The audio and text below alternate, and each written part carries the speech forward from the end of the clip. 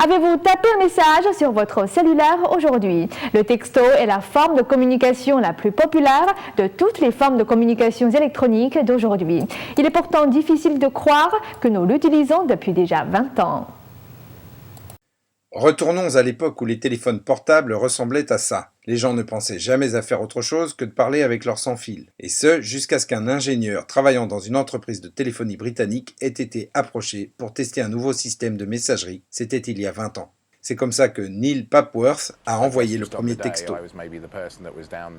Je suppose que le jour où ils avaient besoin de quelqu'un pour le faire, j'étais peut-être la personne qui était là et on m'a simplement demandé d'envoyer le message. Quel était le contenu du premier message texto jamais envoyé? Le fameux message avait été envoyé à un cadre d'une compagnie téléphonique qui se trouvait à une fête de Noël. Bien, c'était Joyeux Noël, tout simplement. Je ne sais plus comment il est venu ce message, c'était juste « Bonne fête de Noël », un seul choix s'imposait, mais c'était le texto qui a lancé des milliards d'autres, avec une nouvelle terminologie. LOL, OMG, BUF sont maintenant tous dans le dictionnaire. Mes parents m'appellent habituellement, mon père me texte parfois, ma mère est très mal à l'aise cependant.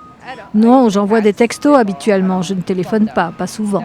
Le texto offre un moyen de communiquer que les appels téléphoniques n'offrent pas. Je texte durant les classes, je texte en marchant, ce qui ne doit pas être fait.